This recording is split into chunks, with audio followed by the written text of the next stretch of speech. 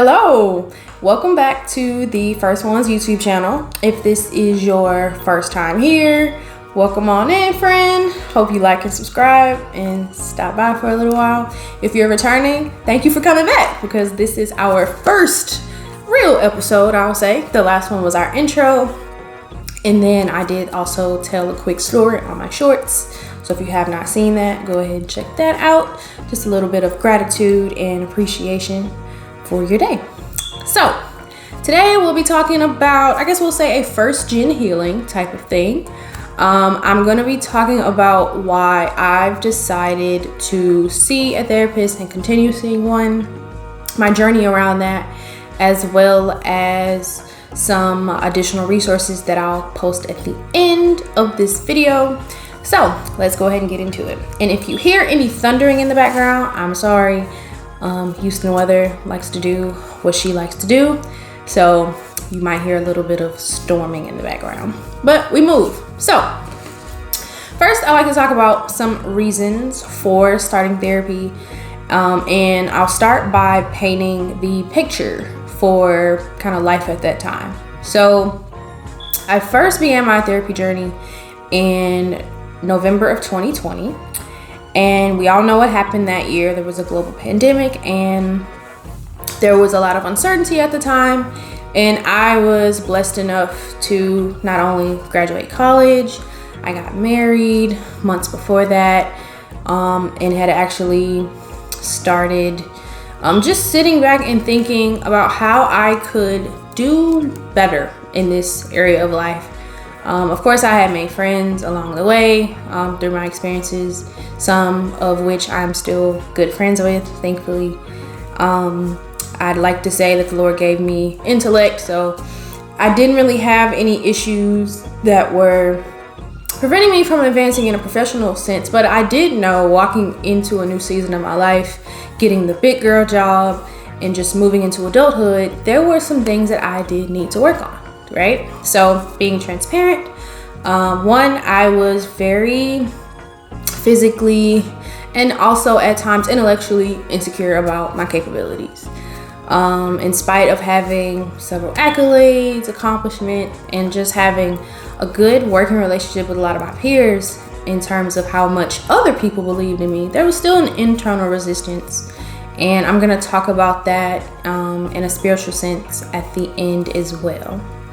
The second thing is I would say, overly sensitive about really the first point that I just made, and then just other things in general. So if you know me in my personal life, you do know that I actually can be very sensitive to this day. I've always been that way since I was a child, and my therapy journey has actually taught me how to not necessarily consider that only to be a weakness, but the strength that comes behind that. So I'm going to say that for the third part of the video when I talk about benefits. And I wanted to be able to navigate that and really do better in that area, because I definitely knew, like, okay, like there's no reason we are this upset about something that's actually only this big in life. So seeking out therapy was a way for me to hold myself accountable, and I did not know exactly what that meant. I'm gonna explain exactly why, but I knew, like, okay, this is where we are, this is where we want to be, and this is something that I know that can help me bridge that gap, right? So setting the scene for that, now I'll talk about some challenges. And there are still some challenges, but these are like the fundamental ones that I think have rang true over time. So first, I would say that it comes to accepting that just because you're in therapy does not mean that like everybody is in therapy. And what that means, it really refers to a lot of self-work concepts that come up in therapy. That's one of the main purposes of a successful therapy relationship of any kind, is that eventually you're going to be more equipped to handle different scenarios, different life situations, and just navigate relationships better. But just because you're doing the work and you know these resources, it doesn't mean that people around you necessarily are interested in care enough to kind of seek that own journey for themselves. And some people just won't get it. Especially in the Black community, there is still a stigma attached to seeking therapy. You should have seen the way that some folks' eyes have kind of turned when I've even said like, oh yeah, like I actually do seek therapy. So just kind of take note of that. Like sometimes that isn't necessarily anything that you did wrong or anything that you did say or you didn't say, but sometimes people don't know how to receive that because it is still a interesting concept. The fact that you are aware that there's something that you want to improve in, and this is the path that you're seeking out to do it. Especially, I would say, bringing not a spiritual but a religion as an institution type of perspective into this conversation. I have quite a few friends that I've grown up with, and in adulthood, when I talk about going to therapy, they're like, oh, that's so great because I know this person or I myself had these kinds of concerns or these kinds of thoughts. And in the church is, oh, just pray about it, you'll be fine. That can be very problematic. And I wanted to make sure that I said that because having a relationship with God and also seeking out personal counseling, they're a duo. They're not, one does not have to negate the other. And I'm gonna also talk about, when I get to the benefits in a second, why I think my therapy journey has actually helped me improve my relationship with God, even though there can be some rhetoric that suggests the opposite. And then the last thing, which kind of goes back to the projection piece, is, you know, some people might actually want to weaponize that. And that's not necessarily really because they necessarily intend to hurt you or offend you in that way. But sometimes if, you know, the advice that you're seeking out from a therapist does not match what, you know, their advice is for you or what they think that you should do in a situation, it can actually weaponize that. So instead of just saying like, oh, you know, have you talked to your therapist about this? What do they think? It's more along the lines of, so what does your therapist say? Oh, okay, that's not what I was gonna say. So like in that type of situation, it's like, okay, well, my therapist actually believes that I'm correct and that actually this is what I should do, or you were not correct when you did X, Y, and Z, but my therapist did confirm that I did make the right move. So just kind of be a little aware of that. If you are interested in therapy, don't, and I'm not saying that to say don't, you know, ignore any type of room for criticism and just reject everything with a quote that starts with, well, my therapist said. That's not necessarily gonna be effective either in communication. So I just wanted to point that out. Sometimes people might just say like, oh, you're in therapy? And they could graduate to, so what does your therapist say? Because I know I'm right. And then when they're actually wrong in the situation is, oh, well, don't listen to them. So just remember your reasons for seeking the counseling. Remember the benefits that you have decided that you want to get out of the sessions, and let that be enough for you to stand on, not necessarily how those around you are going to react. Which then leads me to the benefits section. Okay, so let's see. I have a little list here, so I'm gonna have to consult my list. So the first thing is, since attending therapy for coming up on 4 years now, one of the most significant things that I could think of is being less afraid to make mistakes. I know, wild, mind-blowing, right? So I say that because I've always been that way, and I still am I'm still unlearning this, right? Making mistakes is something that I just wanted to avoid at all costs. And that's both in the form of like functional things, like at a job, as well as in my relationships. If I did not meet the expectations that people have had for me, like 100% of the way, there's no room for 99%. I will internalize that and hold on to it for like years. And I do mean like years. Okay, hence kind of the reason that I started the journey, right? So we could call that, you know, people pleasing, which also moves into my next point. I care way less about what people think. And I just need to stop and thank the Lord.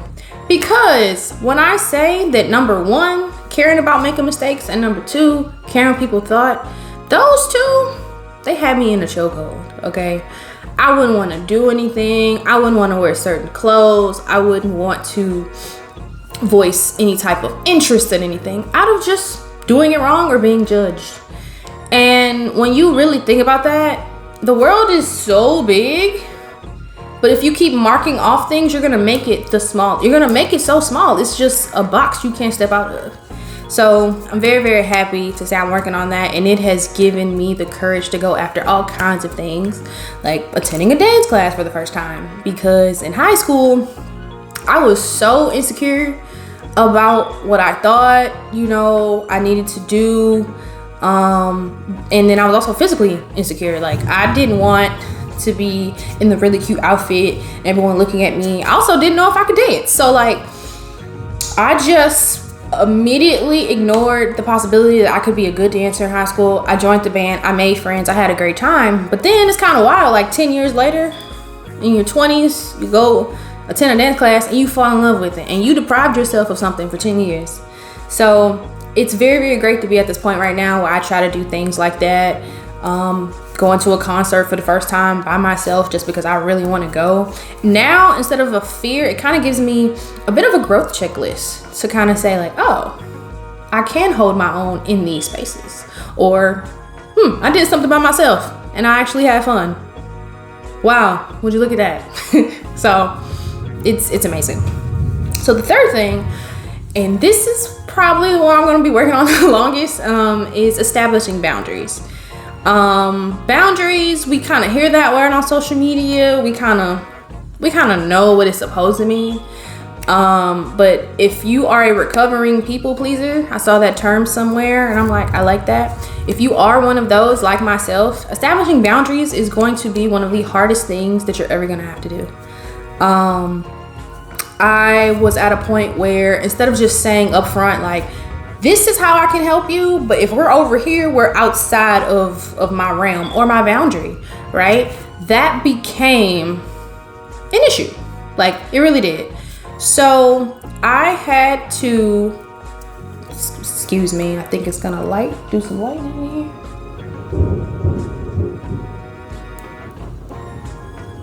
Okay, so I had to decide that I was going to do things differently, right? So I'm not saying it's gonna be a perfect thing. There is a book called Boundaries by, I can't remember the author right now, but I've been reading that book, and it talks about how to navigate boundaries from a professional sense, in your personal relationships, in your friendships, and it even hits you on the head. It did for me, okay? It talks about people who violate boundaries, and it talks about people who have their boundaries violated, and it actually breaks it down into a framework of how to identify kind of like where you are in the spectrum depending on the situation, and how you can overcome that. If you are the people pleaser, how do you move past a very rigid boundary? And if you have none, how do you establish some? So it's a great book. I'm gonna put that in the link. I don't have any, relationship with the authors or anything other than the book has been great and full of helpful information that I've been able to apply in my life. And then of course my therapist did recommend it. And I see why. It's really a great book. Now, the next benefit in the journey of therapy is that I'm able to finally separate my feelings from the issues of someone else. And what I mean by that is, if I have a friend and she calls me and she has this going on, previously before this journey, I would immediately absorb all of the sadness. And people have described this as being an empath. And I have been able to absorb that, and I would just hold on to it. Like, oh, well, my friend's upset, so I'm gonna be upset. Or, oh, he's mad, so I'm mad. That's not, first of all, it's not logical. It doesn't make sense. And I also found out in this journey that I am much more emotional than I am logical. I do believe that I am a logical person, but my emotions can definitely override my thinking sometimes. So now I'm able to say, okay, I know the situation is going wrong right now. I know that you're upset. What can I do internally? Is there an action that I can take? No. Okay. I can ask my friend, okay, well, I know you've had a long day, girl. Everybody at work is driving you nuts. Would you like to go out to dinner? She's like, no, I just want to go home. Okay, cool. But what I used to do is like, oh no, like there's something I can't fix. Stop it. If that sounds like you, look at me. Cut it out. Okay.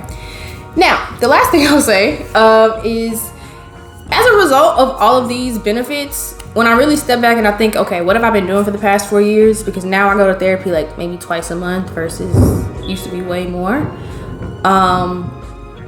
Is now I am really, really, really able to just really take note, like, what is in my control? Okay, let's stay right there. And everything that's not in my control, that is for God to handle. So I can go into prayer already sure that I have done what I was supposed to do in the situation. If I didn't do what I was supposed to do in the situation, I can acknowledge that too, in a healthy way that's not self-deprecating or, no kind of negative self-talk or anything like that. I can say, okay, ooh, yeah, we did mess up. Ooh, it's lightning in here. And go on about my business.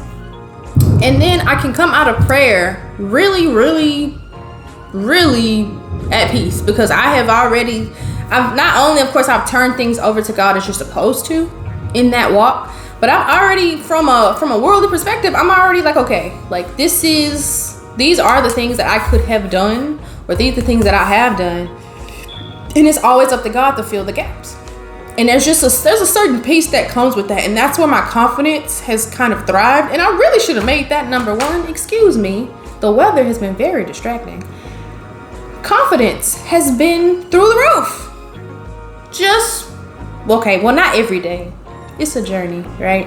But I find myself believing in myself more, wanting to go after things, like put myself on the internet for...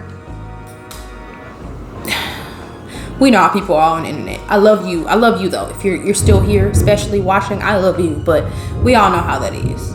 I put myself in a very vulnerable position.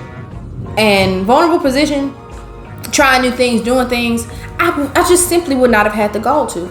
And this version of me is so popping. Like, I absolutely love her. And I just really wish I had become her sooner. Like, if I had done this work in high school, college probably would have been a little bit better, I think, for me. Absolutely. And the last thing that I'll leave you with are 2 resources that are linked down in the description that can help you identify whether or not a therapist that you have been seeing, or maybe you're about to start the journey and you've had a conversation or 2 with them already about their services. These are going to help you figure out if these folks are a match for you. If not, you can use some of these resources to help you decide, whether or not you should pursue any more sessions with them or just seek a different therapist, because it is also a relationship, right? If you don't feel that you can really go down a journey with them, whether it's just a few months, you don't have to commit to a 4-year thing like I've done. It just continues to work, and I think that I should continue this journey. But at some point, you should feel strong enough to where you can navigate life much better. No one's gonna get this all the way right. I don't want to sell you a false dream of being able to thrive no matter what in every single circumstance and have absolute perfection. That is not what therapy is going to give you, but it will give you the tools to understand that progress is way more important than perfection. So please like this video if you really can relate to it. If you can't relate to it, I think that's great, but I'm still curious to hear from you in the comments on what you think about this. I will also, in the video and put it in the description as well, I am not a licensed mental health professional. I'm simply a testimonial to what happens when you connect with a beneficial one. So until next time, if no one's told you today, I love you. Take care of yourself. Bye.